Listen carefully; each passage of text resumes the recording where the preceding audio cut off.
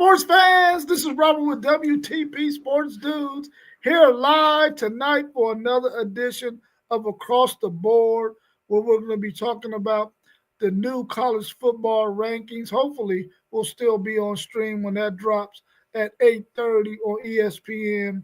And we're also going to have our man SEC Sean's SEC Power Rankings. I was comparing his power rankings to some of the other power rankings in the SEC that I've seen, and they're very, very similar. Very, very similar. Let's welcome to the show tonight our man Post Game of the Post Game 86 podcast. How you feeling post game? I feel marvelous, Rob. I got a question for y'all real quick. Who was funnier in the Friday movies, Mike Epps or Chris Tucker?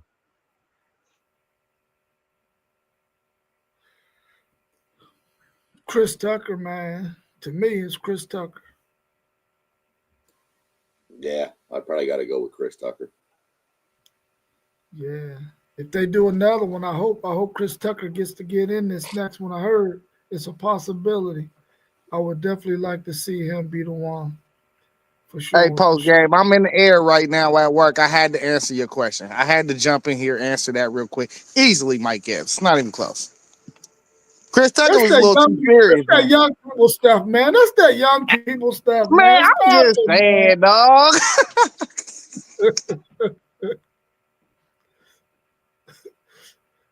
We also got our man SEC Sean in the house with us. That's going to give us his SEC power rankings here in a little bit. How you feeling this evening, SEC Sean? We're doing good. Yeah, I'm glad you mentioned that they seem to be on point with those other ones. I'm glad to see those other guys are following the real guy who knows what's up's leading and mimicking my power rankings. That's how they should be doing it. I know that's right.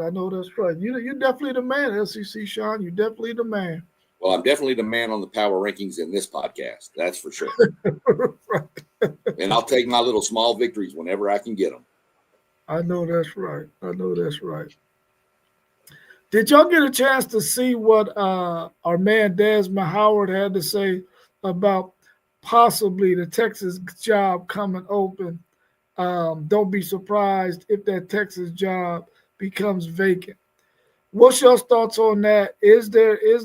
Could there be any truth behind that? What's your thoughts?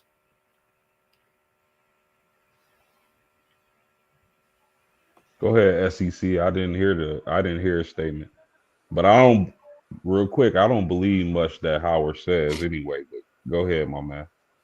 Yeah, he pretty much, for those that missed it, he came out and pretty much was doing some stuff in front of his house on Instagram, TikTok, one of them things, and was talking about Sarkisian, and then said, "Oh, look, there's some tennis balls in my yard, like Tennessee."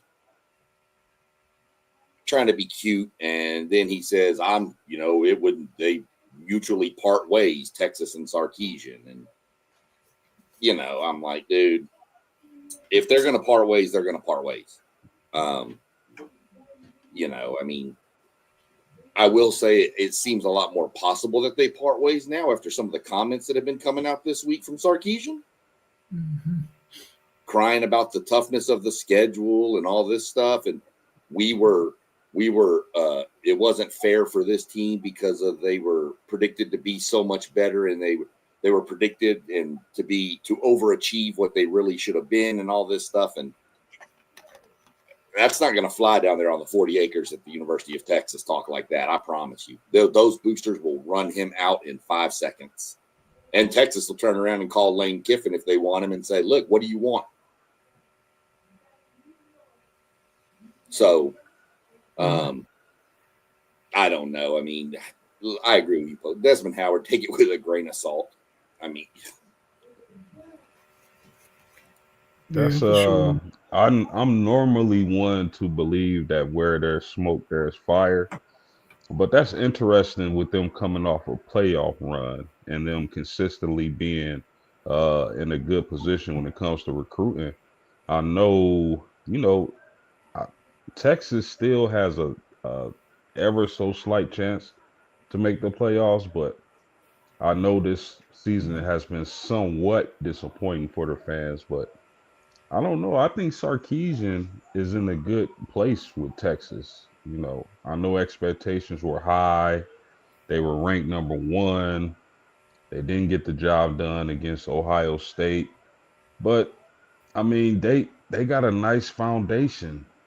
You get that offensive line in shape, get some guys healthy, some guys step up that are underclassmen, and Texas could be right there vying for a national championship next year. So that whole situation is going to be worth monitoring. Yeah, for sure. We got our man Level Up Sports 10 in the chat, along with our man Doug Jones. Doug, if you want to get in here and get some of this action, man, we will definitely send you the link if that's something that you want to do. If you got the time to do it and you want to join, just let me know. Then I'll send you the link so you can jump on with us. Um, I feel like Steve Sarkeesian eventually his aspirations are to go to the NFL, and maybe Texas and this fan base and them boosters might be sort of edging him along a little sooner than he probably wanted to. I think he wanted to at least win a national championship or two before he made that move. Um, Will he get a chance to? I don't know, because the way they're coming after him right now with some of the questions from the media and the way he's answering some of them and the way some of the media is coming back at him about some of his answers, at some point you probably get a little bit ticked off about that and be like, man, I could take my talent somewhere else. But I really would like to see, as a Texas fan who loves the University of Texas, has loved Texas since I was 8 years old, and I'm 56 now. I really do believe Steve Sarkisian has to look at what he does as an offensive coordinator and come to the realization that sometimes you got to adapt the philosophy of the conference that you're in, and start being able to get the kind of players that are going to make you competitive in the trenches, especially on the offensive line. Defense has been pretty good. They got to fix that defensive backfield though. Uh, but we see how good they can be with some experienced players because they were really good last year in the secondary. But on the offensive line, if he can't run power runs because he doesn't have the backs or he doesn't have a lineman, he need to get that thing fixed. Otherwise, he might, if he still thinks he want to play the kind of offense he's been playing lately, he's going to get ran up out of there. He's going to probably have to go. But I like Steve Sarkisian. I think he's the right man for the job.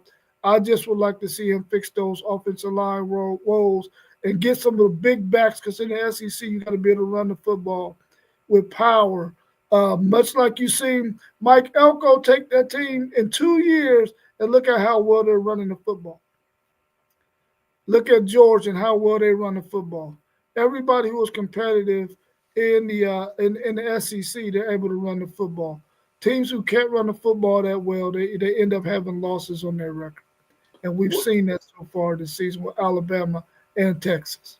Well, I'll defend Texas a little bit with that too, though, because LSU's offensive line is garbage too. And both teams lost 4 linemen last year. A&M should have had a killer offensive line. All 5, the top 8 in our rotation were all there last year. We brought 8 technically starters back on the offensive line. We should be good on the O-line. Next year, let's see what happens, and then we're going to know what kind of O-line coach we have when we have to replace 5 starters on the offensive line. Yeah. But this is a good point from Doug.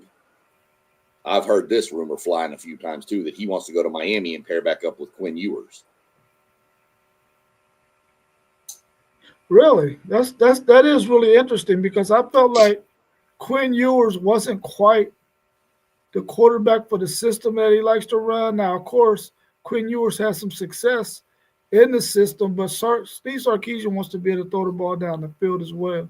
And Quinn Ewers wasn't able to throw the ball down the field with the consistency that I think he would is like for his quarterback to be able to do. But all the short throws, the intermediate throws, he can scheme up some stuff for a quarterback like Quinn Ewers to be successful. And we saw that the last 2 years for Texas, not so much in that first year with Quinn getting his feet up under him in the college game. But I would like to see him eventually go to the NFL if that's what his aspirations are. But if he wants to stay at Texas for a long time, I would like to see that too. Anything else y'all want to add about Desmond Howard's comments before we move on to something else? Yeah, I just want to say I found no reason or nothing wrong with what Sark said. I thought he defended his team in a great way because he actually made very good points. They beat 3 top-ranked opponents this year, and on paper, that's a very difficult schedule. So I mean, slice it any way you want.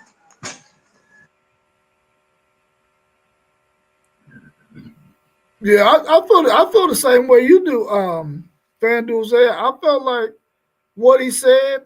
Anytime anybody says anything that they want to say, answering a question, I'm okay with what their answer is. I'm not trying to have them answer the question the way I think they should. I want them to answer the question the way they answer it. And I'm going to have to accept the fact that this is how this man felt like he wanted to answer the question. And he answered it that way. I need to accept it and not want him to answer it the way I want him to answer it. All these media people want him to get them the answer they want to hear. And he ain't got to do that. He can answer the damn question the way he want to. And I was okay with what he said too as well. Even though I listened to a lot of shows who had they felt like, he didn't answer the question the way they wanted him to, so they was kind of upset about that. And I'm like, dude, you must be trying to get clicks and likes and all that other stuff, just like these other people are, because he said what he said, and whatever he said should be all right with you. Because it was okay with me. I was cool with it.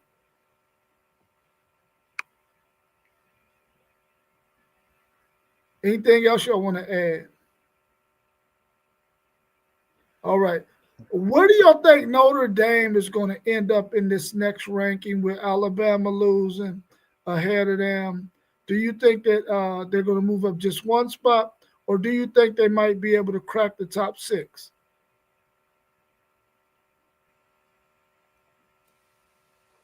I don't see them cracking the top 6. What were they last week? 9? I think they move up to 8. I think 8, maybe 7. I think 7 would be the highest I'd put them. I'm not saying that's the right spot for them, but I think that's what, if you're asking what's the committee going to do, that's what I think the committee will do.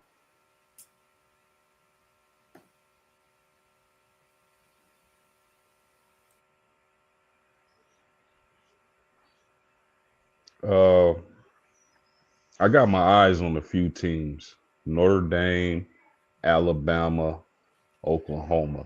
I'm really interested to see where those three teams end up in the rank when the rankings unveiled tonight. I think Notre Dame will probably be 8. Yeah, I think maybe 8, 9, somewhere over there. But again, we dealing with the committee, man. There's no telling. They may feel Notre Dame should jump Alabama. They may feel Oklahoma should jump Notre Dame. We don't have, at least I don't have a clue what they're going to do. But I like Notre Dame in that 8, 9 range for sure. Yeah, I think they'll probably just move up that one spot as well. But I think Alabama might fall at 9, and then maybe they might fall at number 8. Um, if you were on the committee with Alabama losing to Oklahoma getting that high quality win in Tuscaloosa, would you consider pitting Oklahoma ahead of Notre Dame?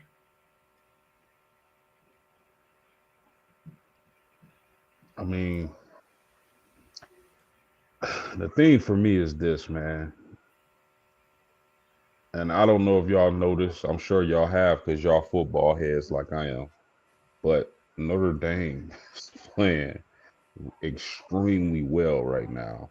I mean, defensively, offensively, they look really good. They look like the team where Rob, me and you did their preview in the summer.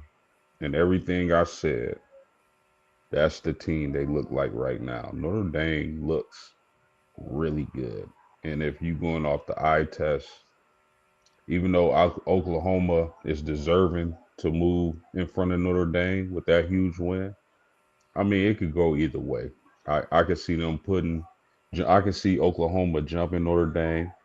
I can see Notre Dame remaining ahead of Oklahoma. It's all going to come down to what the committee, weighs and what they value more. But coming off such a big victory, both teams came off big victories. Notre Dame on the road, Oklahoma on the road. Of course, Oklahoma's victory was more impressive against a better team, but man, that's a tough one. I mean, I understand. I could see both ways, but man, if I'm just keeping it trill with y'all, no bias.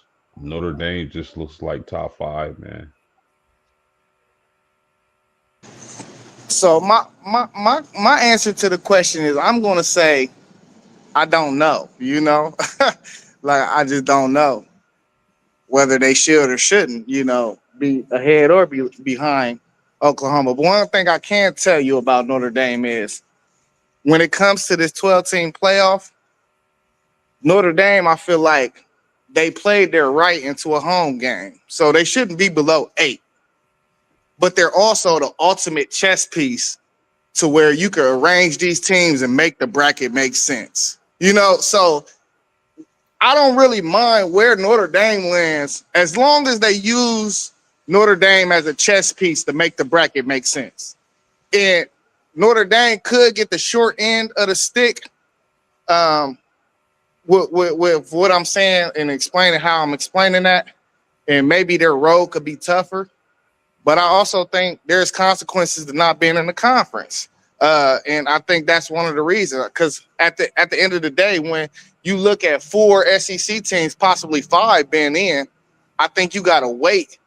You got to use the weight of that's a probably they as they view it in the country, that's the toughest conference, maybe arguably to be in.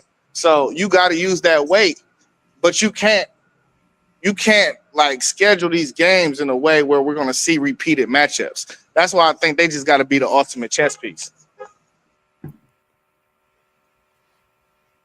And maybe they do deserve to be 5-4. You know what I'm saying? That's why I'm saying, like, I don't know. You just got to use them as a chess piece, bro. I think the non-conference, not being in the conference, I think they'll, not that it's right, but I think they'll look at it. And I think Notre Dame's ceiling is probably 6. I don't know that that's right. You can make a case for Notre Dame to be 4, 5, 3. But I think the lack of being in a conference, I think the committee will look at that. And that's why I think Notre Dame's ceiling is probably 6. Could be 5, but I'd see 6 more likely. But I wouldn't be surprised if you just saw Alabama and Oklahoma do this number around Notre Dame. Yeah, it wouldn't fair. surprise me at all to see that. Yeah, that's fair. To sandwich them, yeah. What did you see the report come out of Charlotte where the ADs met? No. And the Big Ten made their presentation on a 2014 playoff. Okay. Before we go to that, Okay. let's look at Rise Rhythmic. He said Alabama's going to win it all. Do y'all believe Alabama can win it all with no run game? Nope. Nah, man, not in the 12-team playoff. Absolutely not. Alabama, not even. I mean, Alabama may not even make it if they lose if they make it to the SEC championship game and lose, they may not even be in.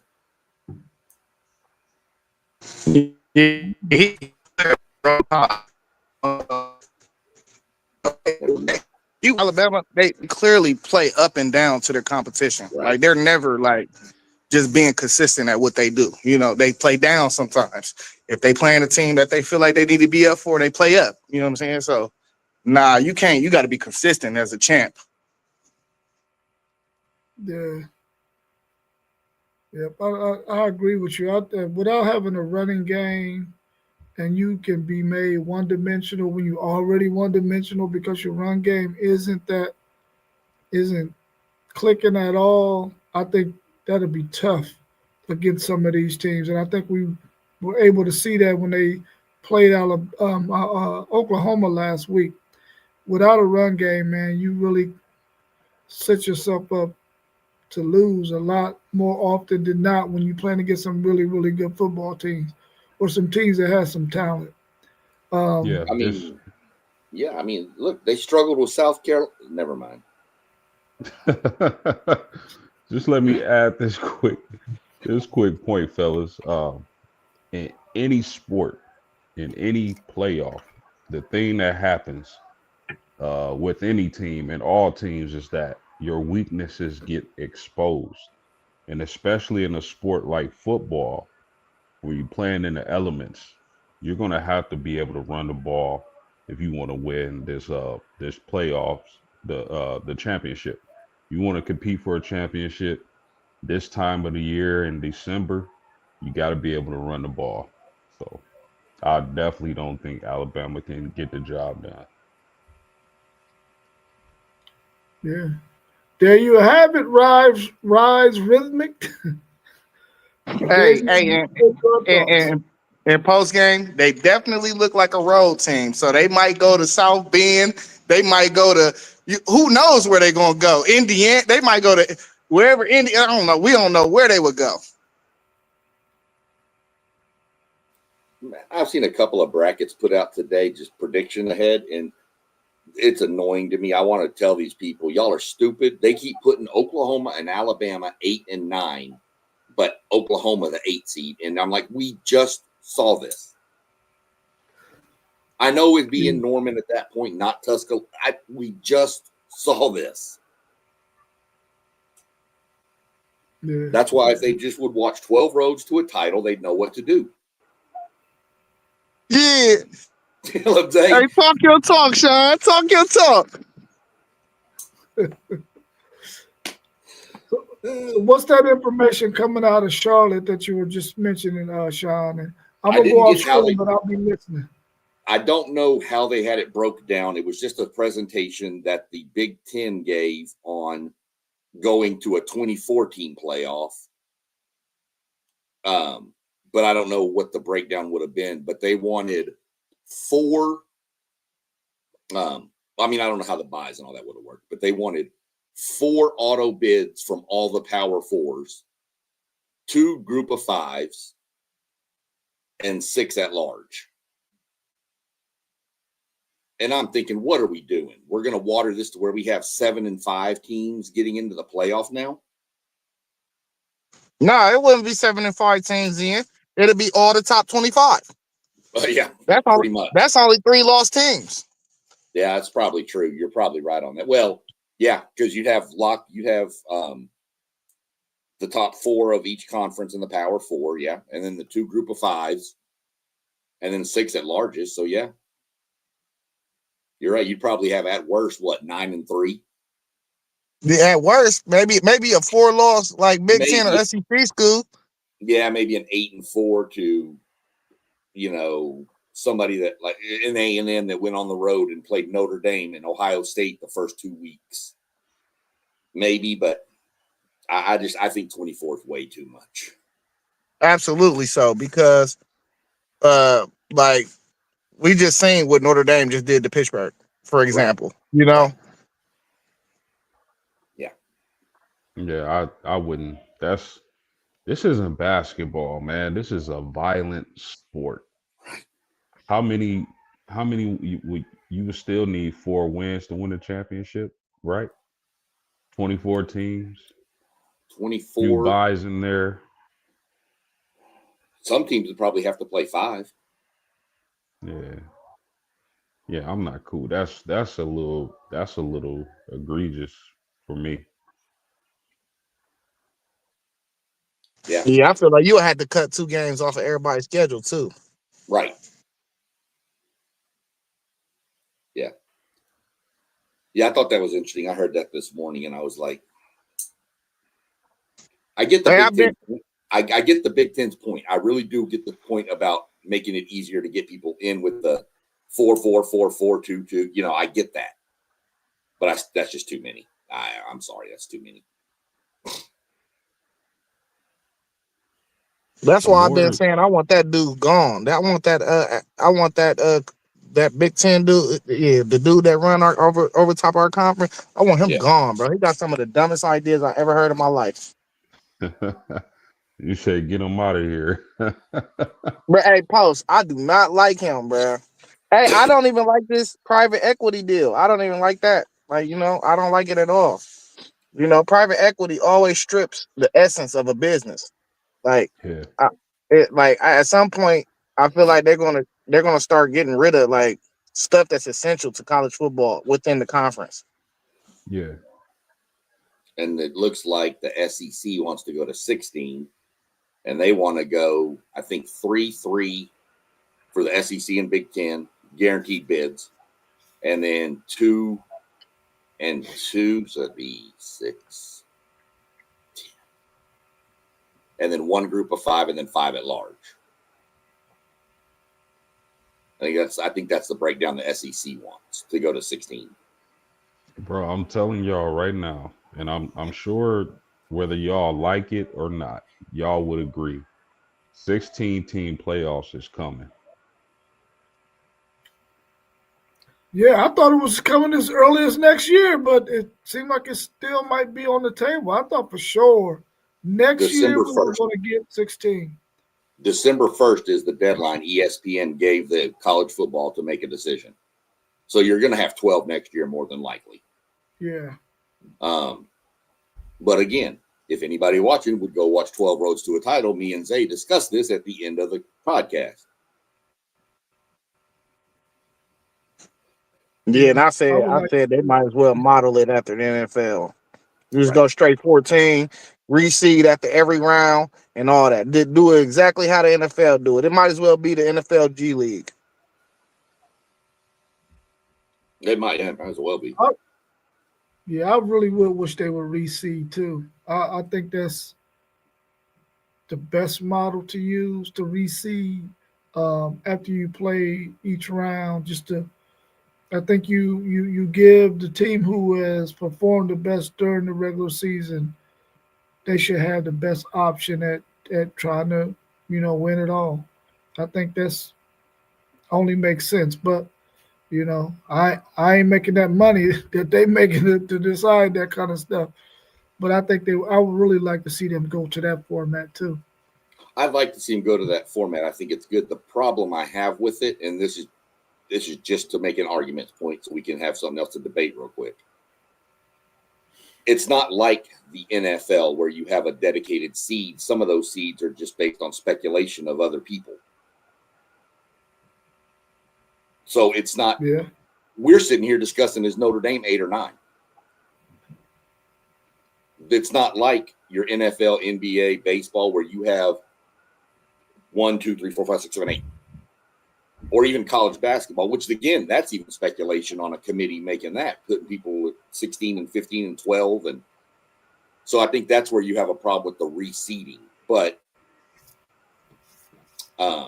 that's just kind of how I see the reseeding being an issue. And then that's just to cause a little stir for debate. Hey, and Sean, and that's why I think it need to be combined with Rob's idea. 3 need to play 6, and we need to take the human element out of it. 4 needs to play 5 because now you're playing your way into seeds. It's not, oh, we think this team is better than this. No, they proved it on the field. Yeah. You know what would be interesting to see is how the old computer models has the seeds.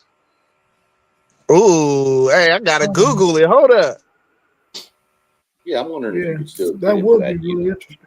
That'd be funny. That'd be fun to see. Yeah. Man, look, this Michigan State Kentucky game needs to hurry up. We got 9 minutes for the playoff, and they got 5 minutes left in the game. Yeah. Does Notre Dame have an opportunity to be in the top four? Is now that they're not doing the conference championship thing, the top four conference champions get the top four slots? Is it possible for Notre Dame? I'm not talking about this year. I'm talking about in any year. Can they be in the top four if they're not in a conference? Nope. Is that writing in the way that it is now? Because I know the way that it was last year, they could not get a better position than 5 because of the conference champions. But now they're not doing that format. They're doing the top 4 schools. It would that allow Notre Dame to be able to get in the top 4 when they're not in a conference? No, they are restricted to 5th or below. They're restricted. Okay. Yep. This is exactly what it says right here. I just Googled it. Notre Dame cannot earn a top 4 seed in the college football playoff. The expanded playoff format restricts independent teams to a maximum seed of 5. I'm cool with that. I was going to ask you how you feel about that. But you know what, Rob? What I'm not cool with is the ACC. I think it's time for Notre Dame to cut ties with the ACC and their partnership. It just is, man. I don't like the ACC, advocating. I understand, they want Miami to make the playoffs, but how you gonna come out publicly and advocate for teams to be ahead of Notre Dame, and you got a partnership with Notre Dame? Notre Dame plays in the ACC in basketball, men and women. Football, they got a deal to play 6 teams a year. If I'm Notre Dame, I'm getting rid of the contract with the ACC, and I'm doing so pronto. You can get a deal with any conference you want, I believe. You don't have to have a deal with the ACC. I'm moving on. Their conference is down right now anyway. So everybody, they just gonna pile on about us playing the ACC. When it come down to it, I would find a different partnership. I would try to terminate the contract and move on to a different conference. Now, one of the beauties of scheduling the ACC is that we get to tap into those recruiting markets. If you look at teams in like NC State, North Carolina, well, we just picked up 2 humongous defensive ends from that area, from the Florida area, playing Florida State and Miami. That's exposure to recruits when you play different teams across the country like that. But like I said, man, it's time for Notre Dame to part ways with the ACC.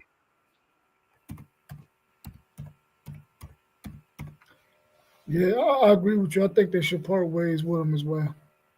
I definitely think so. Well, let's start taking a look at SEC Sean's SEC Power Rankings. I'm pulling them up right now. I'm going to put the one on the screen, 16 through 13, here in a second. If you can see it already, you can go ahead and take a look at it, but I'm about to pull it up here in a second, as soon as I can get this off my screen.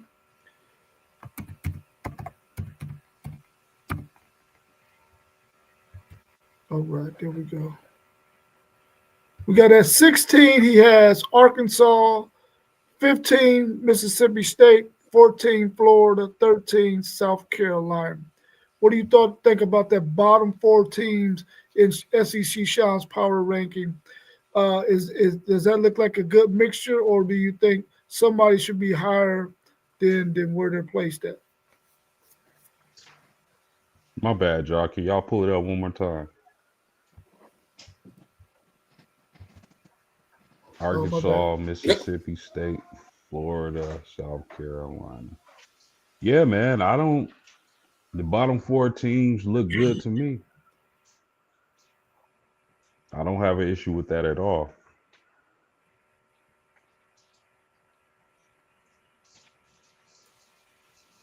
I'm trying to. Yeah. I was Trying to gonna pull say up all last those, week's. and I'm gonna say this for our prediction show. I don't know about Tennessee going down to Florida. It seems they had some bad luck traveling to the swamp. For sure. Yeah, that look good. It look good, yeah.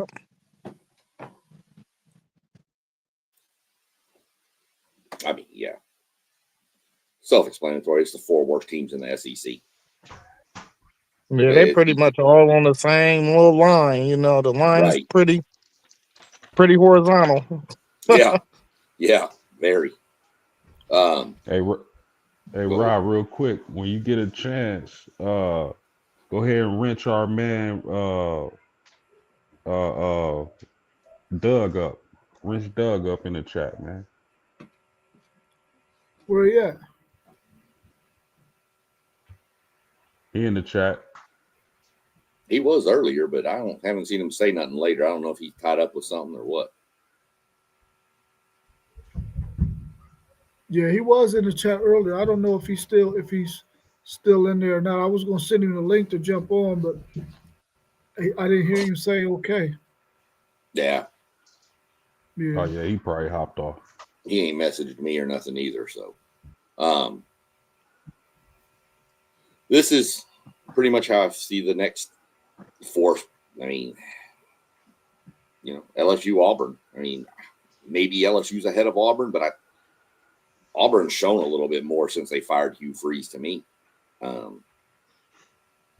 LSU, yeah, they beat Arkansas, but who doesn't? So, I mean, to me, that's where I've got them. I probably could have had LSU in front of Auburn. I didn't think so. Kentucky is up there after, beating Florida like a drum. And then Missouri. I just think Missouri, yeah, they ran and they beat, who did they beat? I don't remember who they beat last week. Was it Mississippi State? It might have been. Where they ran for 300 yards, but I still just don't know if they come across a team with a life pulse as a defense. That running game's not going to carry them all the way through. We saw that against A&M. If that quarterback can't throw it, and he is a freshman, still young, but that's why I've got Missouri 9. Texas, I definitely moved Texas down. Had it been closer, they wouldn't have fallen so far, but Texas got manhandled pretty handily by Georgia. 80-something rushing yards in the combined 3 games y'all played against Georgia. That's not acceptable. Tennessee beat the heck out of some Midwestern school for the blind or something. Joey Aguilar does not impress me anymore. He started out hot, but that dude's throwing picks left and right now. I got Vandy ahead of Tennessee. That'll sort out in a week or two when they play. Dropped Bama to 5. I don't believe any team below Bama beats Bama. So that's why Bama slotted to 5. Had to put Oklahoma ahead of Bama. I know Texas beat Oklahoma, but Oklahoma has a better win. Texas has 3 losses. Texas has a worse loss. And then I moved Georgia all the way up to 2. I think they were 3 last week, so I moved them up 1. Moved Ole Miss. No, Alabama was 2. So pretty much everybody just shifted forward, and Oklahoma jumped Texas and a couple others to slot into 4. So that's where we are this week. We probably won't do this next week because I really don't think it's going to change because nobody's playing. There's 4 conference games, but I don't think there's any that really matter that are going to affect everything. The SEC championship game has been determined what 4 teams it will be. It will either be A&M, Georgia, Ole Miss, or Alabama. Some combination of those 4 will be playing. Everybody else is eliminated from the SEC title.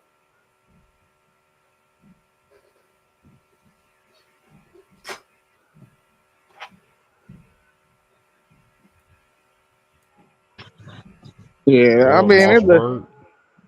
My what bad, up, bro. Moss? It looked good, bro. The only thing I probably do is slide Missouri up and slide Tennessee back to that section. I was gonna say the same thing. Missouri supposed to be getting a quarterback this week, right? He's going to try, from what I'm hearing. He's been throwing. So until he comes back, I just felt I'm going to leave Missouri down there right now. If he comes back and Missouri gets the passing game going again, I would definitely say I would no problem flipping him up in the Tennessee spot and dropping Tennessee. I have no problem with that at all. But I'm not sure Missouri is going to. Missouri plays Oklahoma this week. Mm-hmm. So they're probably not going to be able to run the ball very well. Yeah, that Hardy kid is a stud. Yeah, he is. But that Oklahoma defense is too.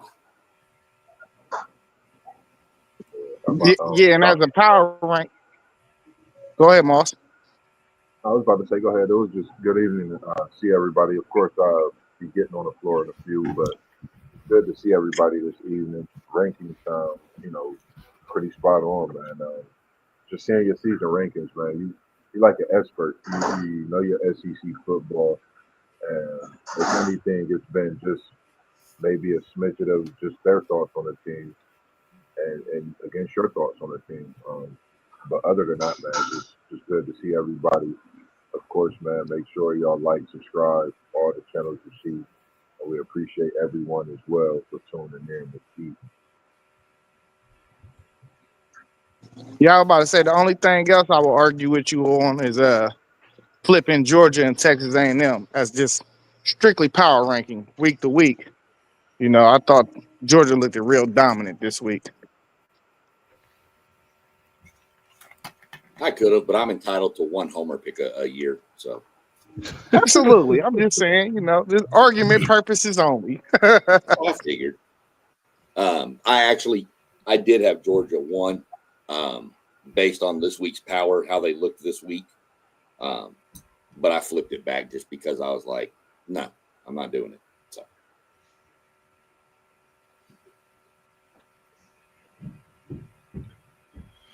What's the special? Well, I know tonight, I'm really Moss? scared of this Arkansas team this week. I know that.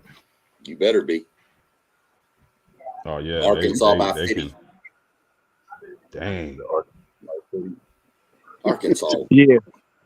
Y'all need that defense to show up this week for sure. You ain't lying. Yeah. Good Lord. As far as on the basketball side, the men's college basketball, you got a big thumper going on right now. You got the Duke. Later on, you got the Kansas Duke, but right now you got the Michigan and my Big Blue Nation Kentucky Wildcats, who was down 44-27 at halftime. But I could just say this about basketball just in a whole. Speaking for both sides, it's great this season. I think we're gonna be in for some incredible basketball, especially on the men's side with the college. A lot of great young talent out there. As post game talked about the young freshman over in Arizona. I literally watched him the first night, and I knew somebody would be talking about him. He's just that great. I could possibly see him a one and done type of caliber player as he put his game together. I think we looking at a lot of future stars when it comes to former pops.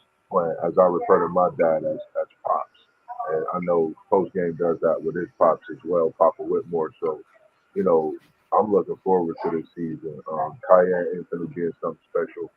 I talk about him a lot. It's just great to see him doing what he do, as well as AJ Devonta and BYU, who had an nail biter with UConn last week, lost by 2. So it's a lot of great things going on with the college basketball as well as the NBA also. Yeah, I mean, heck, A&M was up on top of Montana, 35-28. FanDuel Zaya sent me the layout of what it would be if the BCS had calculated this. Let's take a look at that and see what that looks like. I think I got it right here. Oh, that ain't it. Let me get that over there. That thumbnail fire though. I'll get Yeah, that that thing is a over there, crazy man. one. You got to look at your Longhorns one time, Monk, before that might be the only playoff picture type you get.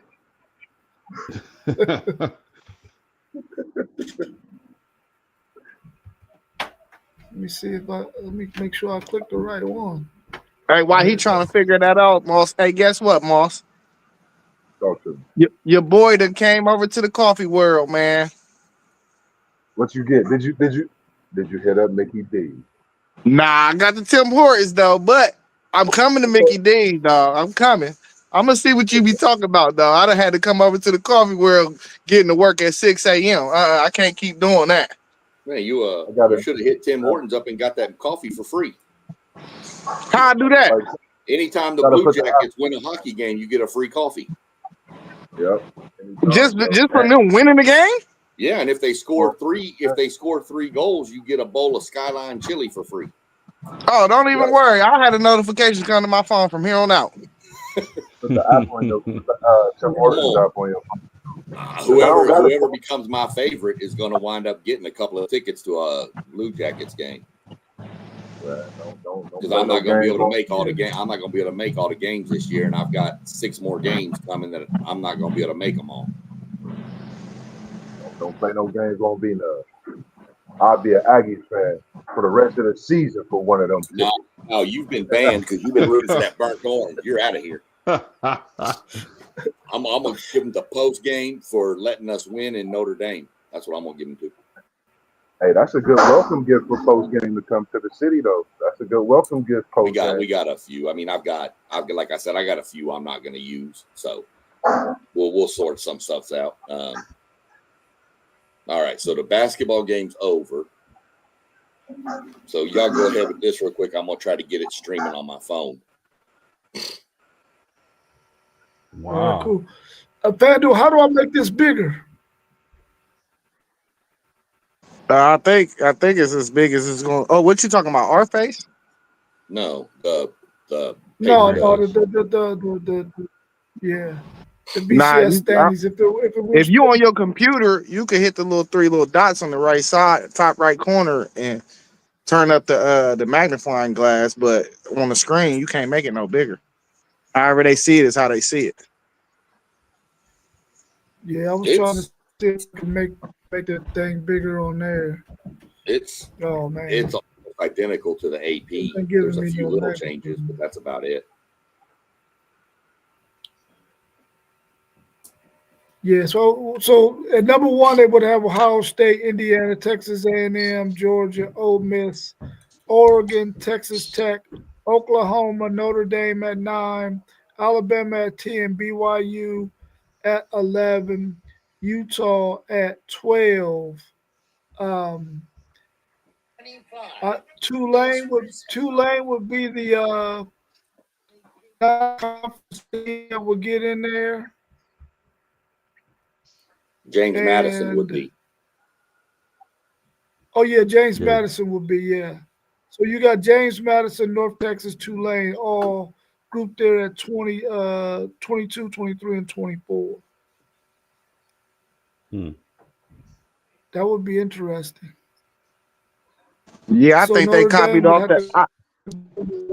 I think the AP be copying off of BCS, and they just change what they want to change. Sound about right.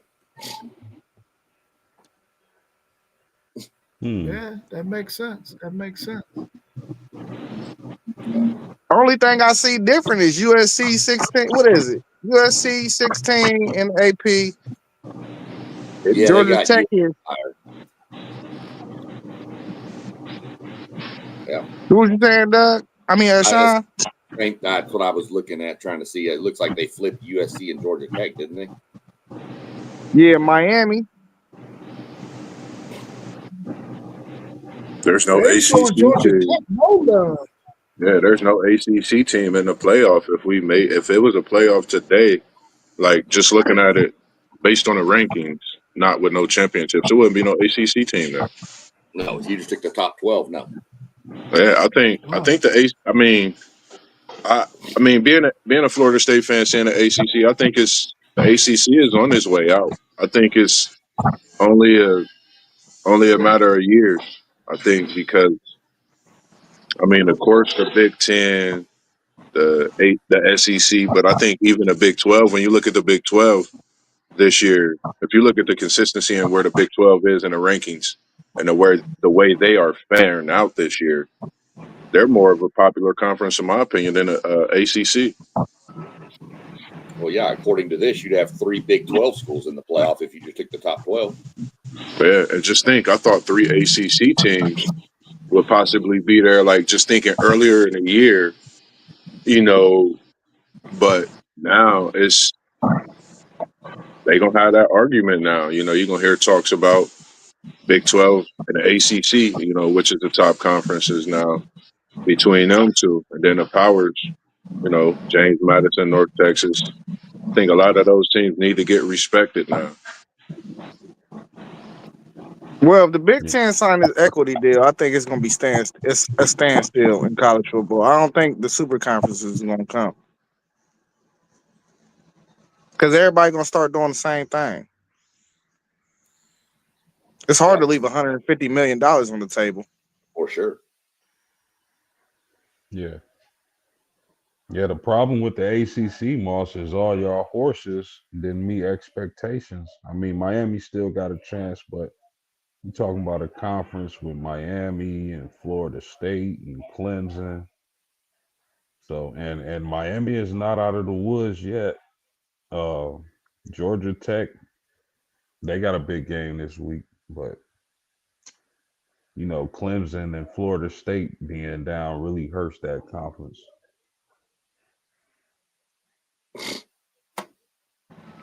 Yeah, I think the ACC need to just get behind 3 teams and push all the money into them.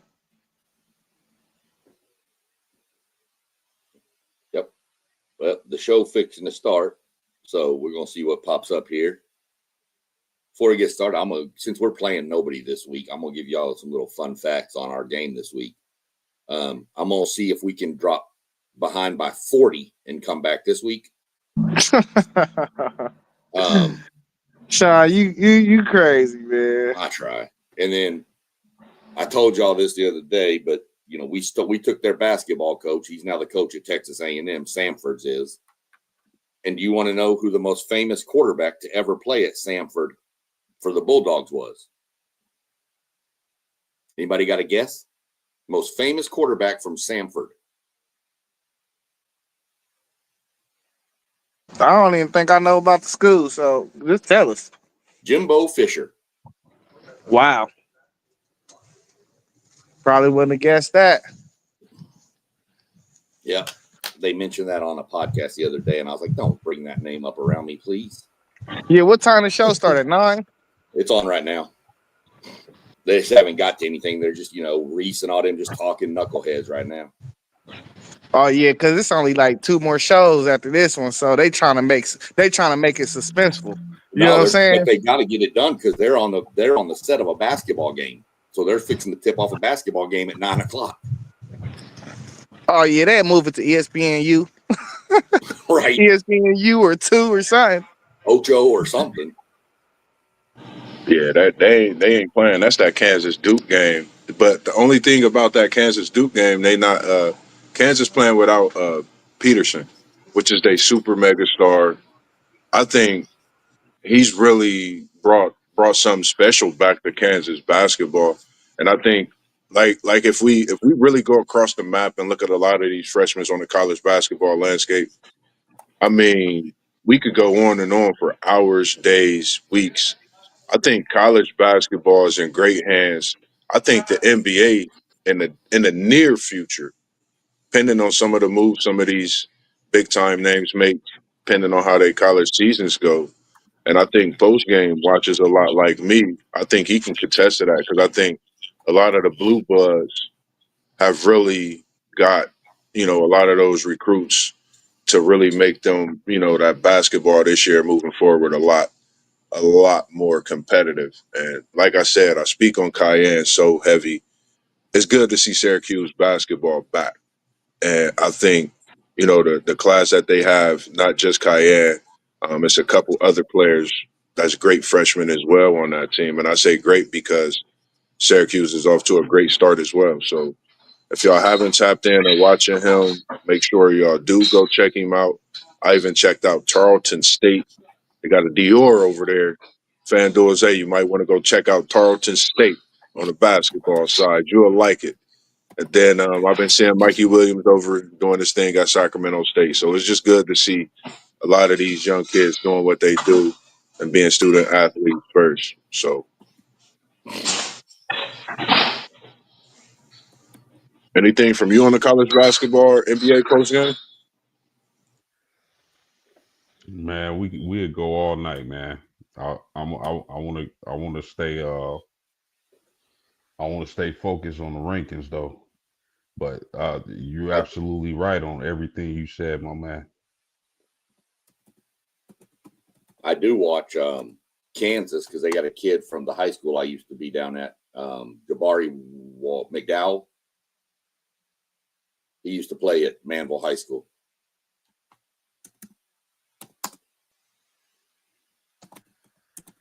I'm typing these in as we go, guys. So I'm trying to get them in there. Nah, you good. I'm gonna probably step out before we go through the rankings and everything so I can get started. But no, it's definitely good, to see everybody this evening. Y'all know I'm on this crazy graveyard. This my last day. But I'll be trying to get something possibly set up for tomorrow evening, a little conversation or even some talks, with this basketball season. Sure, me and post game will get in the chat and be talking about that as well. Make sure y'all lock in, man. Follow FanDuel. Go check out one of the hottest, if not the hottest intro. I'm gonna go ahead and talk my talk. The hottest intro in the Midwest. FanDuel, man. That intro, it's like not just the intro. You'll be trying to figure out where he got that beat from. Shout out to Nano on the beat. Go follow SEC Sean. Make sure you lock into him. Go follow Post Game 86. Go follow City League TV. Ask somebody's coming. It's gonna be something coming and some talks with that one. Make sure you follow Parlay Pro. Parlay Pro. We got the Blitzberg channel as well. And then make sure you go follow the man that created everything you see coming from us. WTP Sports Dudes. Man, it's something special. But as the day continue and the evening continue, I'm gonna pass the mic to you, gentlemen. Everybody in here, it's a great evening to see you all. But Moss B out. Make sure you follow Level Up Sports 10. That's me, and we out. Conversations coming soon. Peace and love, man. Love y'all, fellas. Peace out, Moss. Y'all know it. Look at Tulane jumping James Madison. James Madison ain't even in it.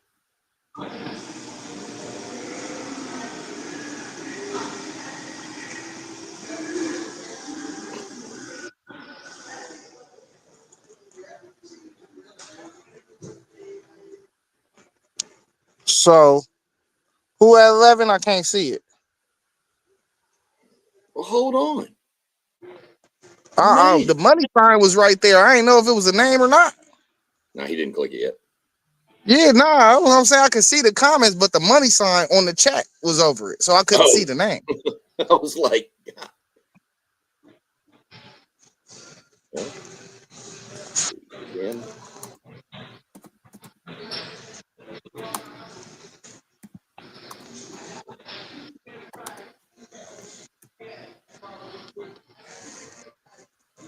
Okay, come on. What the hell? See, that's what I'm trying to tell y'all. They gonna keep leapfrogging Vandy. Vandy gonna sit right there in the rankings. They ain't gonna go nowhere. They ain't gonna go higher. They ain't gonna go lower. They're just gonna sit right there. People just gonna keep jumping over top of them. Honestly, I thought SC would be over Vandy. SC got a chance to jump all them teams in front of them this week, though. That's a fact.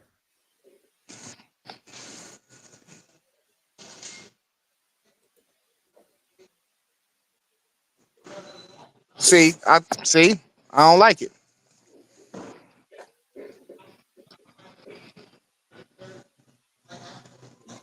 I don't like it.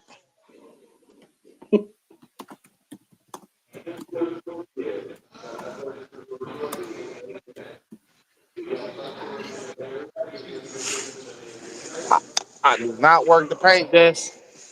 Hey,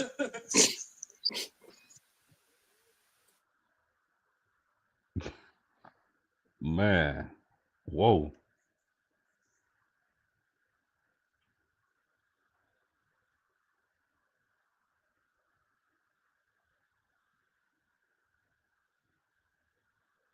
SEC Shine, what's your thoughts on Bama to 10, man? Pretty much what we said a minute ago. Bama and OU kind of flipping right around Notre Dame. Absolutely.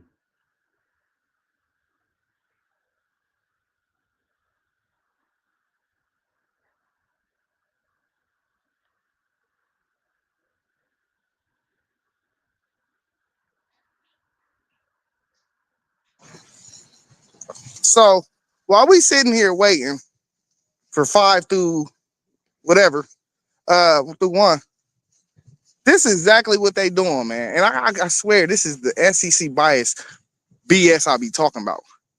Notre Dame deserved a home game. You said what?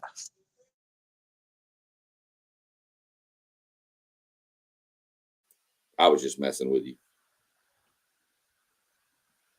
About what? Nothing. What? I was gonna mess with Zay and be like, "You fixing to be really upset," and try to make him think that they moved Indiana to 1. Oh man, you should have did that. That would have been hilarious. I should have typed it in like that and then went, "Oh, that typo." Y'all love playing with my emotions, huh? Yeah, I didn't want that screen to crack. Crazy work. So there you go. There's 5 through 1. Tech, Georgia, and Indiana. I don't have a Ohio problem with State. 5 through 1.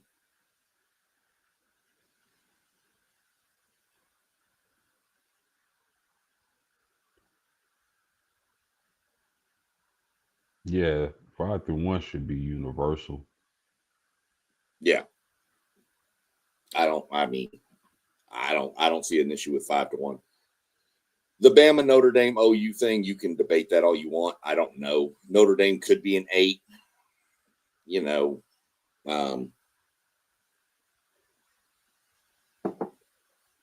I don't know. I mean, trying to look and see. So you'd have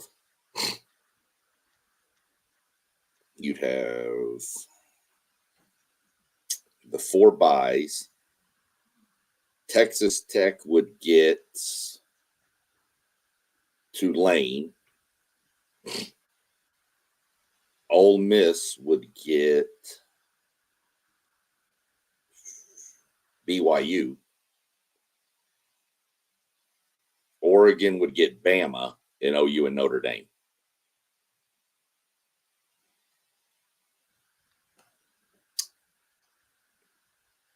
I mean, Oregon, Bama, Notre Dame, OU. Okay. Yeah, I ain't mad at that. I mean, I do agree with Zay though that I could see why if I was you post game a Notre Dame guy, I could see why you'd be like, well, we should be 8, but I don't know that it really matters that much. I mean, if you get in, you get in. Yeah, I just want Notre Dame to be in. Whatever the ranking is. I mean, yeah, I know that's the only thing I'd be concerned with right now is Notre Dame is Miami keeps creeping up. They started 18, then they went to 15. Now they're at 13. And they've got a couple of games that could boost their resume too. They've got what? Well, they've got Pitt at the end, right? They also have a couple of games they could lose. Oh, that's 100% true too. That the advantage. I think one big thing is the way y'all beat Pitt down. Miami's going to have to match that result. Yeah. So Texas fell a lot further than I thought they would. Do y'all think they're respecting Utah a little bit too much? BYU Yes. maybe a little bit too much. Yes. I'm not. I don't, bro. I've been saying this. I don't think the Big 12 is as good as some people may think. I think you got Texas Tech. That's probably it. I'm not big on Utah. I'm not big on BYU. I don't think none of those teams should be in. But that's just how I feel. I don't think the Big 12 deserves more than one bid, and that's Texas Tech. I don't either, and that's kind of the fear of a Notre Dame is BYU wins out, Tech wins out, they play, and BYU beats them in the Big 12 title game. I don't see them leaving Tech out. For sure, for sure. Y'all be cool. But, you know, I agree. I mean, I don't see a BYU or a Utah being able to beat dang near anybody in the top 10.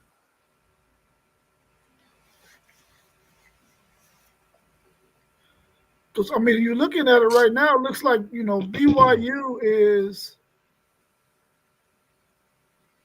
would be in unless they play in that Big 12 championship game and lose. Then they probably would knock them out. But if they did it today, they would be in, and then you would have Tulane in there, right? Right. No, they wouldn't be in. The ACC champ will be in. 10 down is in. Oh, that's right. That's right. There'd be 2 spots. Yeah. Oh, okay. You're right. So So they would be in. you'd have Tulane in Miami.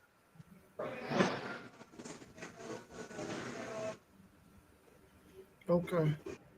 So in this, the way this looks, Tulane will be the 12 seed. Miami more than likely will be 11. Yeah, they will be 11. So they'll match up with Ole Miss. 10 will match up with no. 5 will match up with Tulane. Yeah, I said that right. Ole Miss will match up with How's Miami 11? Explain that to me. How's Miami 11? because they're Here's they're they're the they're the ACC champ and they're the lowest ranked Power 4 school. But see, they won't be the ACC champ because they're not going to play in the ACC title game. Oh, you right. Well, whoever the ACC, I'm saying okay. So whoever the ACC champ is, so it'll be Georgia Tech. Right. Let's say it's Georgia Tech at the moment. Right. It'll be Georgia Tech is in, and everybody from 10 down is in, and then Tulane. See, and that's So what I don't like. Go ahead, Sean. I've got the ESPN their bracket after they filled it in. Yeah. They said this is set. This is the way it would be, and they've got Miami in at the 11. But Miami can't win the ACC. 10 down. They've got Miami. This is what they have: Tulane, Texas Tech at 5-12, 8-9 Notre Dame, OU. They have the 6-12 is Ole Miss, Miami, or 6-11, but Ole Miss and Miami. Yeah, 6-11, 5-12. But Miami can't win the ACC. Yeah, they messed up because you remember the first time they did the show, they messed up on their bracket. Right. Now, so I'm going to watch a little more. Maybe they'll fix it. I don't know. Maybe it'll adjust. Yeah, now Miami, with these rankings, Miami cannot be in. It's everything 10 down because you got Notre Dame still in the bid and you got the group of 5. So with the 10 that we got, it'll be the ACC bid that's not in the 10, which is 11, and then the group of 5 bid. So that's 12. Maybe they think Miami still got a chance to win the ACC. I don't know. But it'll be Georgia Tech. Well, let's just assume it's Georgia Tech. It'll be Georgia Tech in the 11th seed. And then it'll be Georgia Tech in the 11th seed and Tulane at the 12th seed. So the 11-6 matchup will be Ole Miss and the ACC winner. 12-5. So in no scenario, Miami can make the ACC championship game. No, that's why I said. I mean, it's. I think it's a possibility, a very Y'all keep small one talking. though. Keep talking. I'm pulling it up right now. Because that would be a big blunder for somebody like ESPN to mess that up like that.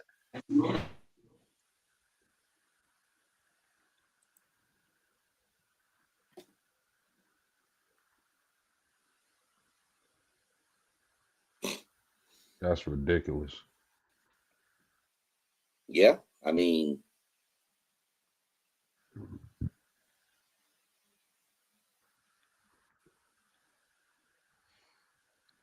everybody'd have to lose another game in front of them. Georgia Tech, Virginia, Pittsburgh, SMU would all have to lose another game, and then you'd have 6 teams at whatever in 2, 6-2, 7-2 record, and then it would come to tiebreaker. So maybe they can still win it. Interesting. But the odds of Georgia Tech, Virginia, Pittsburgh, and SMU all losing another game, I don't know that I see it. Right. SMU has Louisville, possible, and California. Yeah. So SMU could lose. Pittsburgh, we know, has Georgia Tech and Miami. They could lose. Yeah. But Miami has to beat Pittsburgh. Yeah. Virginia has just they're done. No, I'm sorry, Virginia Tech.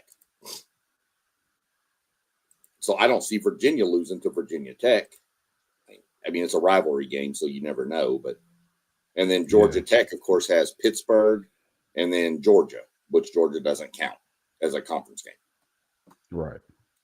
So it would take some crazy stuff, but yeah, the way it looks like Miami can still get into the ACC champ. Yeah. But you're saying there's a chance. You're saying there's a chance. I guess if they still have a chance to get there, that's why they've got them in at the 11. But I just don't see. I don't think it's very. I don't think it's very likely at all. I don't either. But yeah, I mean, so I guess they would be right. They would slot in, but trying to look. So yeah, in this scenario, you'd have to be in the top 10 to be in, and then the next 2 would be the ACC and the Group of 5, which are Group of 6, whatever you want to call it, which would be Tulane. Which I'm shocked North Texas is not ranked higher than Tulane. Yeah, I can't believe James Madison fell completely out. What did they do? Won big time. They beat Appalachian State by like 30. Yeah, they don't want James Madison there. But James Madison's strength of schedule is like 115th too. Yeah, they don't want him, man. Well, I said too. I've said this too, and I think all of us have, is that the American Conference is the stronger Group of 5 conference over the Sun Belt.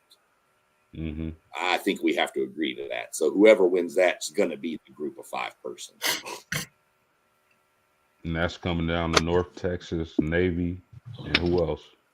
Well, North Texas, Navy, Tulane, and Eastern Carolina all have 1 loss.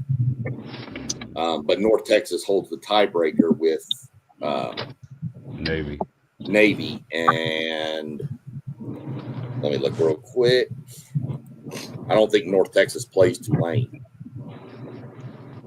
So no, North Texas has Rice and Temple left. So North Texas is more than likely in the American Championship game, as long as they don't stumble and lose one of the next 2.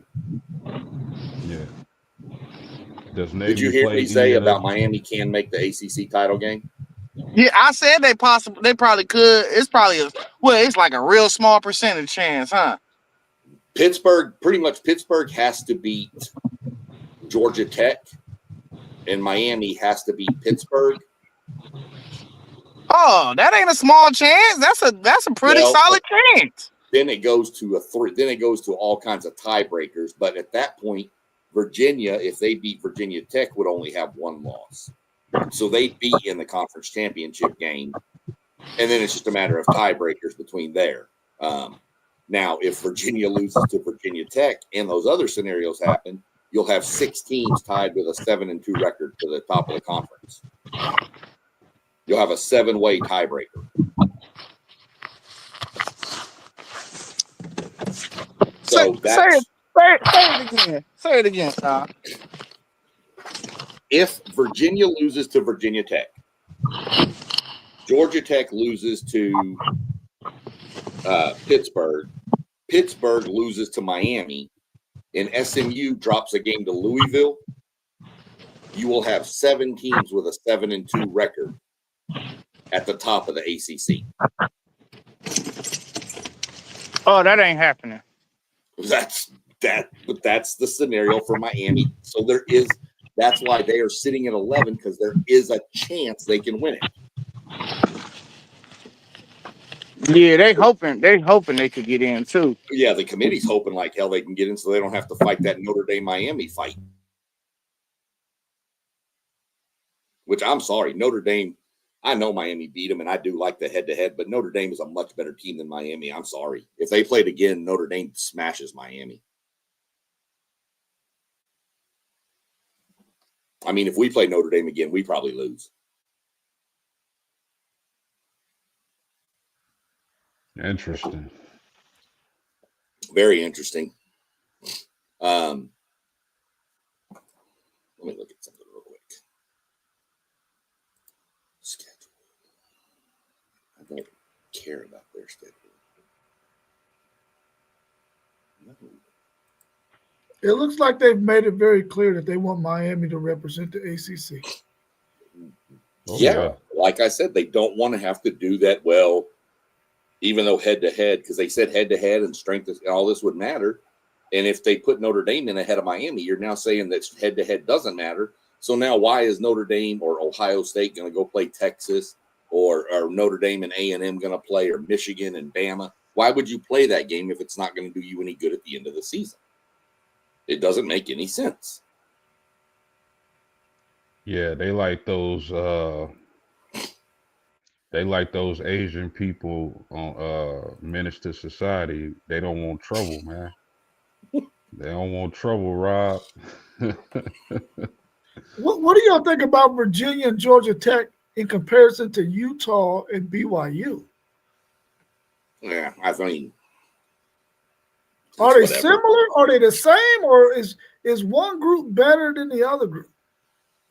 I think they're all similar, but I don't know. I would probably say BYU is better than the others, and that's just, I don't know. That one's pretty tricky. I just don't know that I would put Utah ahead of Georgia Tech. Maybe not even Virginia. They got 2 losses, right? Utah got 2 losses? Yeah. To BYU and Texas Tech. To BYU and Texas Tech. See, Rob, you know why they did that though? Because they want to justify why they would put BYU and Texas Tech in the playoff if it came down to it. They want the people to see that they value the Big 12 more than the ACC. Just like you saying they want Miami to clearly be the representative is the same reason why you see BYU right there and Utah right there, in my opinion. Yeah. And BYU still has to play Cincinnati. Because on the road, like this week. In other words, like, why would you keep on having Vandy right there and have people jump over top of them? Right. You want to show the strength of the SEC, or you would just move them back. Yeah.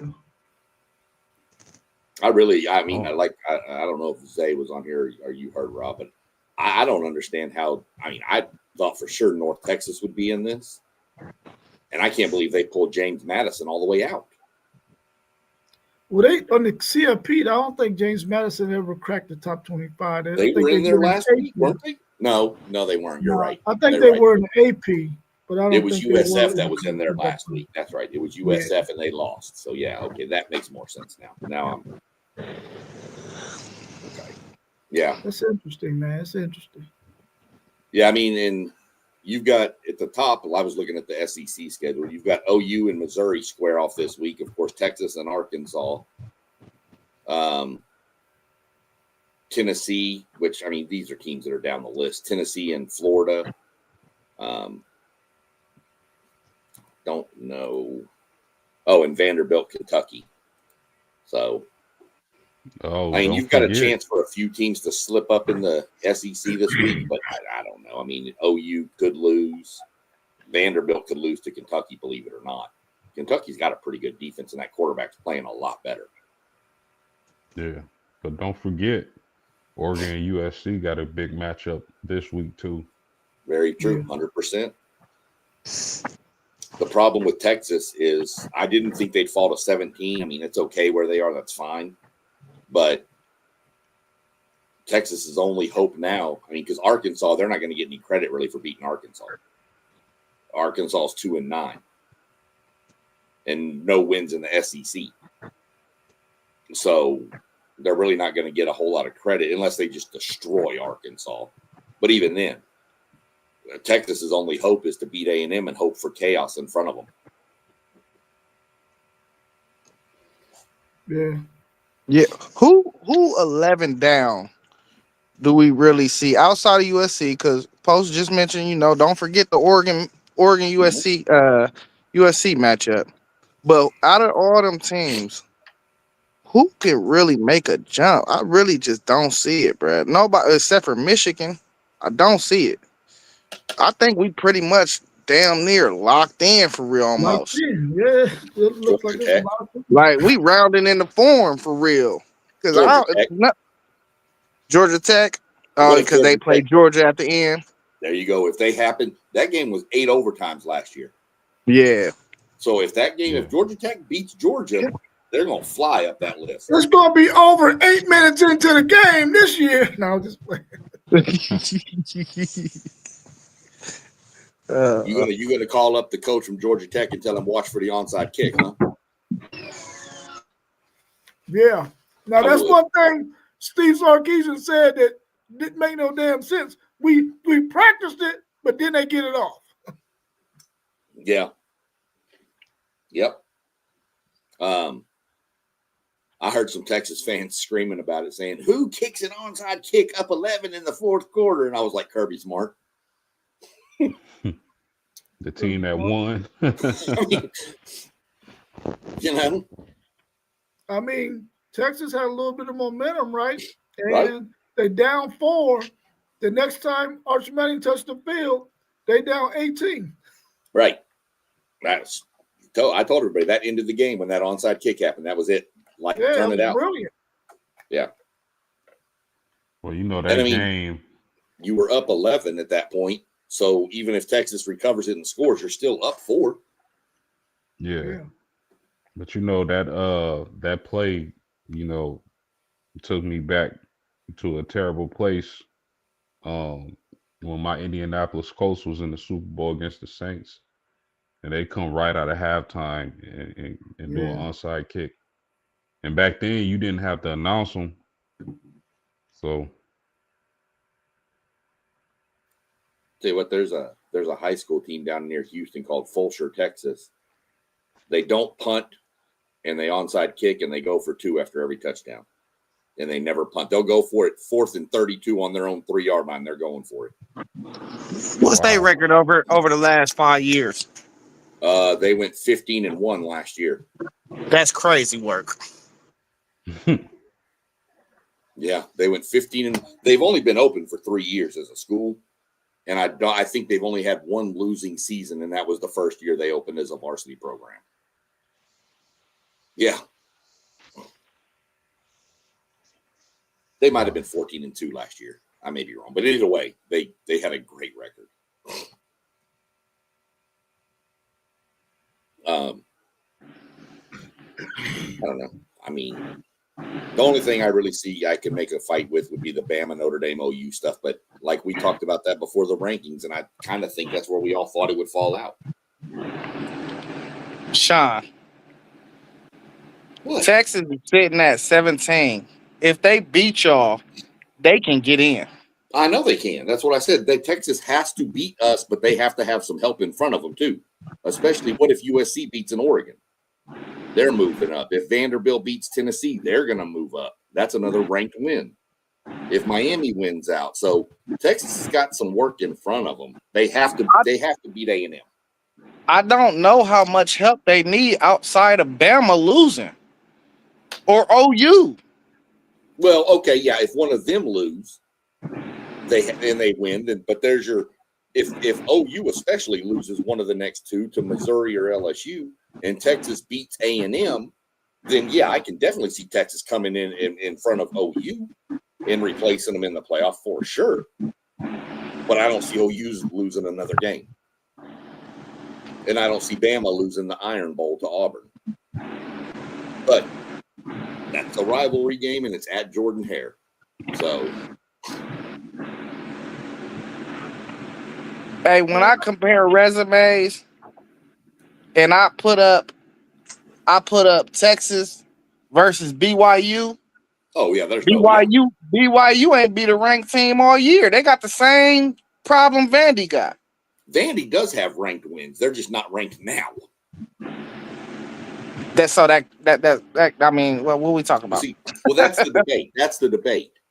Is a ranked win when you beat somebody in their rank and then they fall out, so now it's not a ranked win, but they were ranked when you beat them? No. Okay. So they have to be ranked at the end of the year for it to count as a ranked win? Exactly. Okay. See, I think if you play them when they're ranked, then they're ranked. No, because what about Florida State? Right. You lost to Florida State. Well, no, we didn't, but yeah. I'm talking about Bama. You lost to Florida State when they was a ranked team. That's not a ranked team, though. No, they weren't ranked. No, when they lost to them. They weren't Florida ranked. State wasn't ranked at the beginning of the year. You right. They got ranked after that win. Y'all right. Y'all right. See, Florida State, I mean, like, we beat Missouri when Missouri was ranked. We beat LSU, but they had just lost to Vanderbilt and fell out when they were still 20 when we beat them. But then they fell out afterwards, and people are saying we didn't play anybody that was ranked. But we did. They just fell out afterwards. That's not our fault. I mean, that's why I think if you play a team and they're ranked when you play them and you beat them, it's a ranked win. Nah. That will agree to disagree. That's just my theory on it. I don't think at the end of the year, if you play a team like, if Texas were to fall out, that wouldn't be a ranked win for y'all, even though they were number one in the nation. Not if they fell out the rankings. See, I think it is because they were ranked when you beat them. We talking about the final boss moment, though. You feel what I'm saying? We talking about after all the games is played, and we know where everybody's resumes lie. Where do the marbles fall? When you start comparing resumes, if we gonna say, all right, Notre Dame, they got 2 losses to A&M, who's the number 2 team in the country. A&M was not the number 2 team in the country when they lost to them. So now you weighing that loss way better than what it was when they played them, because that turned out to be the number 2 team in the country. You see what I'm saying? That we talking about when the marbles fall. So you can't sit there and say Texas was number 1 in the country and we beat the number 1 team in the country, because by the end of the year they showed us they wasn't the number 1 team in the country. Well, right. I agree with that. That's just how I've always looked at it. I mean, I see your side of it. That at the end of the year, it needs to go down to where are they when the final rankings come out. I mean, I can get that, but that's just how I've always looked at it and that's how I've always heard it discussed too is, this is a ranked on ranked. And it was like 18 versus 23. And then they're like, well, they're coming off a ranked win the next week, even though the 23 ranked team isn't ranked. So it's just how you look at it. I mean, in the grand scheme of things, it really doesn't hold a lot of weight. I mean, you're right as far as resume goes. Texas's resume is way better than BYU's, Utah's, probably Miami. It's definitely better than Vanderbilt because they beat Vanderbilt. Texas at 17. I thought they were going to go to 15. That's what I told Robert earlier. I said I saw Texas go into that 15 range. Sean, but what about this though? I called this on 12 rows. The level of bias we always see with the SEC.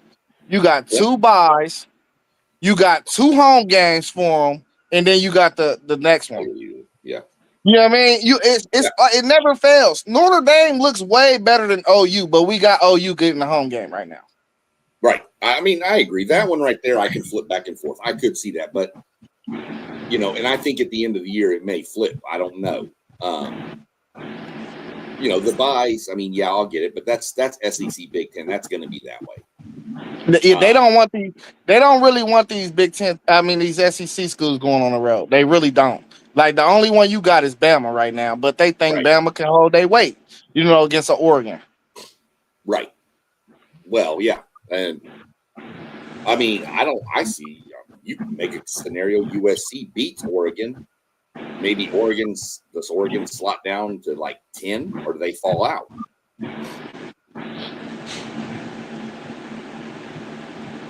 So, that's I'm sitting here looking at that. If USC beat Oregon, Notre Dame should get a home game. That I agree with that 100%. If USC beat Oregon, I can all but guarantee that they're just going to swap them. You think so? Absolutely. Yeah. Swap who? Oregon and USC. They're just going to swap them in the rankings. And that's. I don't think Oregon's going to fall that far. They might fall like right before Vandy or something. Like 13. Yeah, like 13, 14. Yeah. But they're going to just really swap them in essence. Pretty much. Man, I just need to see BYU got to lose, man. They got to lose. I couldn't get past that, man. Why the hell is BYU and Utah at 11 and 12, man? That makes absolutely no sense. You got a 2-loss Utah team at 12. Bro, it's too many. Listen, I may be of different opinion, but I just don't think that the Big 12 is getting more than one. I just don't, man. I just don't. Even if BYU and Utah were to win out, I think at the end of the day they get one bid. That's just my personal feeling. That's how I feel like it's gonna shake out. The thing is, though, if they win, like say if they win next week, if they both play, and USC beats Oregon, are you going to drop Oregon? Are you going to keep Oregon still ahead of them? You got to move USC ahead of them. Are you going to still keep Oregon ahead of them? You have to. They're not better than Oregon. These dudes need to be back further, man. They need to be back further because if they beat Oregon losing USC and they move BYU and Utah up one slot, Utah's 11 now and BYU's at 10, and they play in their championship game against Texas Tech. They're in their championship game. Do you put them out now? And they're at 10 and they will get that number 11 spot? I don't think BYU can beat Texas Tech, period. But it's not a guarantee that BYU on the road is even going to beat Cincinnati. I agree. I need Cincinnati to whoop them because that's the only thing that's going to make sense to me is that they get their ass out of there. Because right now, it looks crazy for them to be at 11, man. And Utah at 12. Yeah, let me rewind 5 minutes ago. I agree with what you said, FanDuel. I agree with that 1,000%. I just wish that wasn't the case. That's all I'm saying. No, I want to scrap what I said because I'm actually looking at it. I think if USC beat Oregon, that's the path for the Big Ten to get 4 schools in, and you still jumping BYU. And then what if Michigan beats Ohio State? The path. That was the doomsday in the Big Ten right there post game. That was the doomsday scenario in the Big Ten. If USC beats Oregon and then they beat Washington, and then if Michigan wins out and they beat Ohio State, there's no way those other Big 12 teams are getting there. No way. I don't think they get in anyway. I mean, BYU has the best chance to get in. Utah shouldn't even be on there. Utah's not getting in. Yeah, they're faded time. Yeah, Utah's not getting in. They've got what? Do they have 3 losses now or 2? Who? BYU? I think BYU might have. Utah might have Utah 3 got losses. 2. Utah got 2. Yeah. Okay. I thought they had lost. Okay, but even then, they're not going to play for unless. Well, no, they're not going to play for their conference title anyway. It's more than likely going to be BYU and Texas Tech. The only way the Big 12 gets to is BYU wins. You're not going to drop Texas Tech from 5 out at that point. It's just not going to happen for losing in the conference championship game. USC, Michigan winning does create a doomsday for the Big 10. Yeah, you're right, because then you become, okay, now what are we doing? So, but I still think the Big 10 can get 4, but I think it has to be USC, just because I don't see Michigan beating Ohio State, but I didn't see that for the last 4 years either. So, I think USC is the best shot for the Big 10 to get 4 in. I think we pretty much locked in 6 down. I think it's still a chance you could see under post-game scenario, you could see 5 teams from the Big 10 and only 3 from the SEC. But that will mean that OU or Bama lost. Right. So I mean, we still got very, very impactful games for the playoffs, regardless of what I'm saying, what's going on. Because I don't think really a lot of these, especially Big 10 and the SEC, even not the Big 12, because the Big 12 could still a bid if Texas Tech lose in the championship game. But between the Big 10 and the SEC, whoever loses those conference games, championship games, it's not going to affect the playoff, because they're not going to let that game affect them teams missing the playoffs.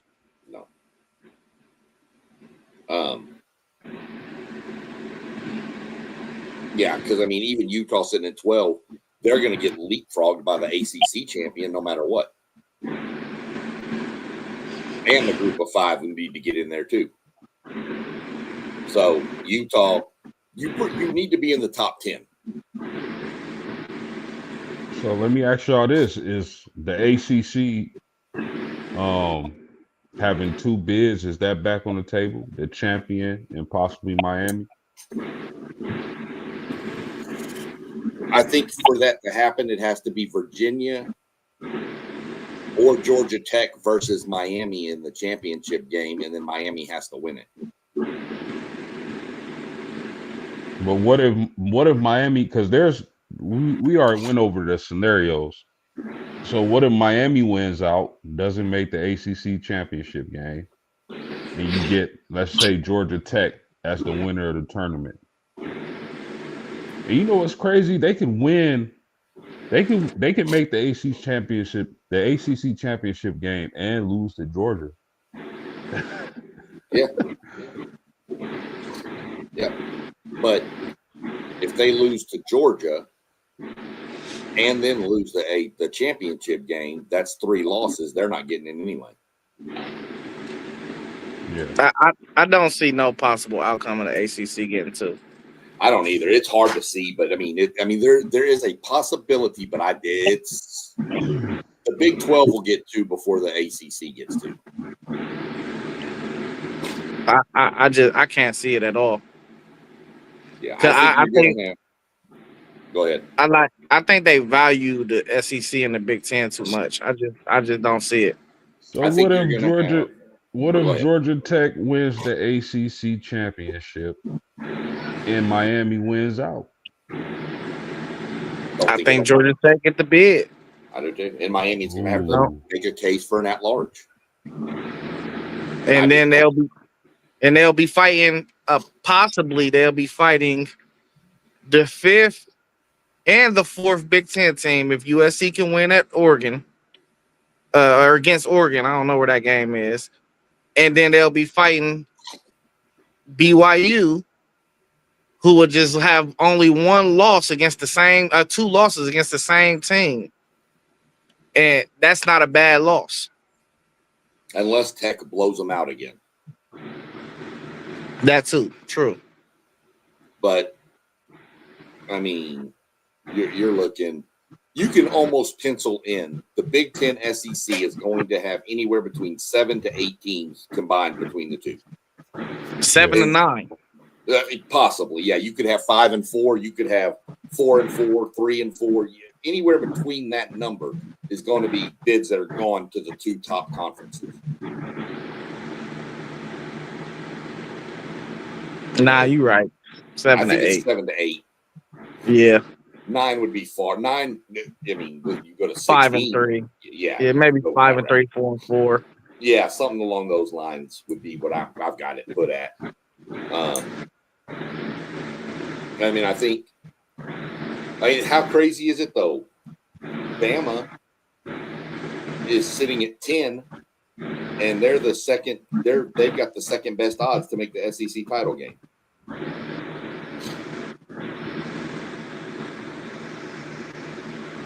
A&M has the top odds, obviously, win against Texas, and we're in the SEC title game.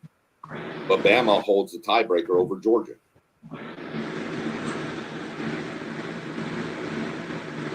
Yeah, they were going through all the scenarios. It gets wild if we get a tie.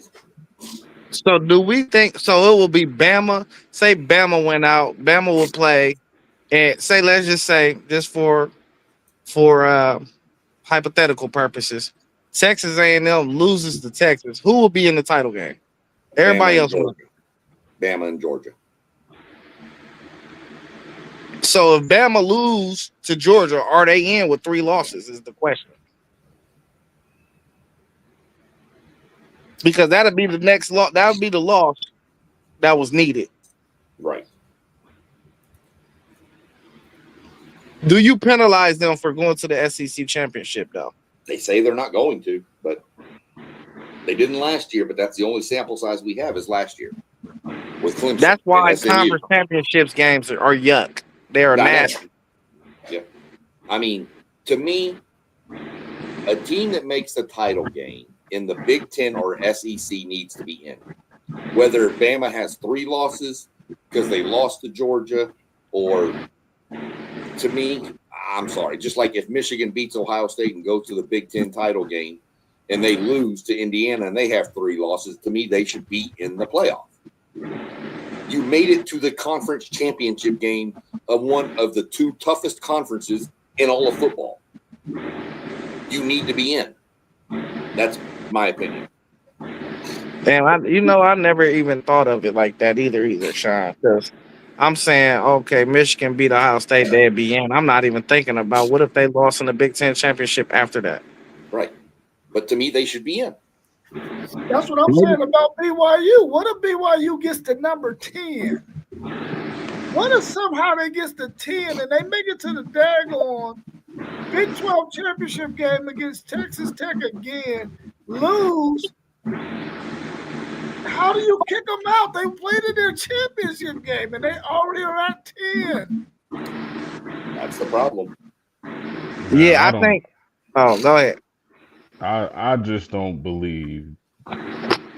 Listen, we talk about smoke screens. It could be a smoke screen. It could be. They could be fake showing the Big 12 love. I just can't.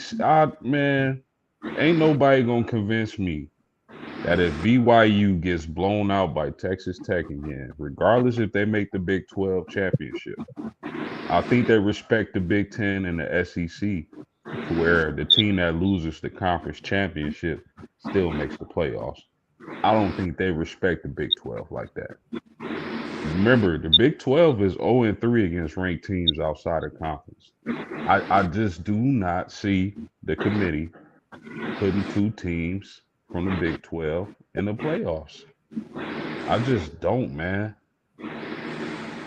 I feel you. I think some of this is gonna come down to the eye test too. Like, how well did you play? You know, even if you lost, what did you look like when you lost? there's so much. I mean, you know, we got 2 weeks left. You know, just looking at the conference, you know, my SEC down there. I mean, even if A&M and Bama win out and they play in the SEC title game and A&M beats Bama, that's still Bama's third loss. But you can't drop them out for playing. I don't see any scenario where a team that makes the SEC title game or the Big Ten title game loses that game for their third loss. I don't see any way that team's left out. I just don't see it. Man, I don't care what the committee do. They better not let Oklahoma and Texas A&M and Texas Tech get in there, and they not find a way to fit my damn Texas Longhorns in there. I don't care if we are sorry. I can't have all them dudes going in there. We don't. We're gonna hope for complete chaos just for your sake. We're gonna hope that Texas Tech, Texas A&M, North Texas, SMU, and Oklahoma all make it in, and Texas sits at home playing basketball. Yeah, y'all would love that. You are not. You would not like me. You probably won't next week anyway. I would probably take a break from the podcast for at least a week. I got your number. I'll just start texting you. I bet you would. I bet you would. Next week is going to be so much fun. Yeah, I got to see how they're going to fix this thing, man. They got to fix it, man. Because in post game, just get to sit back. Like I agree with Post though, because like honestly, the most very highly likely possible outcome is that we see 8 combined Big Ten teams, a Big 12 championship, a Big 12 champion, an ACC champion, a group of 5 in Notre Dame. That's the most likeliest outcome. 100% but agree. Other possibilities across the board, you know, you just can't account for because it's college football, you know. And I know Notre Dame. I know y'all got like Syracuse and I don't even know who else left. Stanford. Syracuse and Stanford. I mean, you know, anything's possible. I don't see it, but one loss from a Notre Dame, an OU, or a Bama, and this all goes to hell. Yeah. But we talk about Notre Dame and Miami being compared when making the playoffs. What if you get to the point where you comparing the Miami and BYU? What if you comparing the USC and BYU? I just don't see it, man. I think if you compare Miami and BYU, you have to take into the account the strength of schedule. Miami went out and played Notre Dame. BYU played Portland State. Yeah. I mean, to me, if you're bringing it down to Miami and BYU or USC played Michigan, played Oregon, played, Notre Dame. Iowa. They played Notre Dame. I mean, you got to take the team that wasn't afraid to schedule. But who got the best win? Out of who? All the teams. All them teams you want to compare. Who got the best win? You know? Out of USC. We saying USC, Miami, BYU, you know, who all the other teams you mentioned. Leave Notre Dame out of this. Who got the best win? USC, BYU, and who else?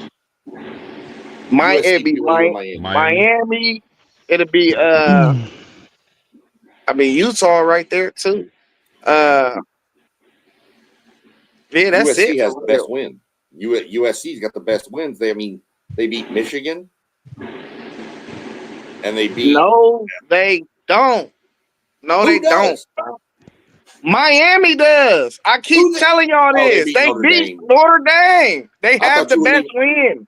I thought you were leaving Notre Dame's game out of it because that's what you No, said. I'm leaving Notre Dame because they look better than all them teams, so you got to sit them in there. Okay. That's why Notre Dame and Miami are paired together, bro. Right. If you put Notre Dame in the field and it come down to Miami and all these other teams, you gotta go Miami because they got the best win. They have the best win. Yeah. Let me ask you I this. agree. Let me ask y'all this: if USC goes to Oregon and beats Oregon, is that now the best win? No, because I ain't gonna lie to you. I ain't seen squat diddly from Oregon for real. I mean, that Iowa team is a good team, but that's their best win. Right. Yeah. Yeah, for sure. So, I mean, we talked about it all summer, man. Oregon's schedule looked a little funny in the light, you know? That Penn State hurt them, though, you know? That hurt big time. That's what hurt A&M. LSU was ranked, supposed to be good. Auburn was supposed to be good. South Carolina was ranked earlier in the year. And they all just fell off. And then A&M's on their schedule. And now people are like, y'all played the weakest schedule. It's not my fault they suck. Hey, y'all like that? Y'all like that though, huh? Their schedule looked a little funny in the light. Yeah. That was nice. That was nice. Hey, y'all, listen. We had 152, bro. We had 152. Hey, he trying to get his AI popping. AI popping for sure. Yeah. Are y'all going live tomorrow? Or you ain't heard from Parlay Poe yet? Hey, I'm on post time. You know, I just want to, you know what I mean, let him get himself together, figure it out. You know what I mean? If he mentions something, we could probably set something up or something. But I ain't gonna push it on him or nothing. You know what I mean? Okay. All right, cool. Well, I mean, you can always do something by yourself, can't you? Yeah, but I need somebody to, you know what I mean, be on, because I'm gonna be at work for real. So I could, but it's kind of complicated if I ain't in front of that screen. Right. Okay. Well, that's cool. We'll definitely be back on Thursday for another edition of the Thursday Night Forecast. We got everybody's channel scrolling across the bottom. Check us all out. Make sure you hit the like button, subscribe, go to all of our channels, replay some of our videos, put them in your what they call it, the key. That ain't what it's called, the queue. Put them all in the queue and just let them roll. Put them in the queue and let them roll. So we can go ahead and get them watch hours and all that good stuff. We appreciate everybody for tuning in. We'll be back again on Thursday night, like I said, at 7:45, where we'll be talking about this weekend's slate of games, which we got another great weekend of college football, and we'll talk about whatever that Thursday night football game is in the NFL. All right, y'all, have a good rest of y'all's evening, man. I appreciate y'all making it. Good discussion. Thursday night, Houston and Buffalo, by the way. Houston and Buffalo. Buffalo's CJ Stroud's out. Oh, well, we already know well, you never know, man. The NFL is kind of fickle. Yep. All right, y'all. Well, y'all have a good one, man. I appreciate y'all. All right. All right, then, homies. Peace, y'all. Peace. There we go.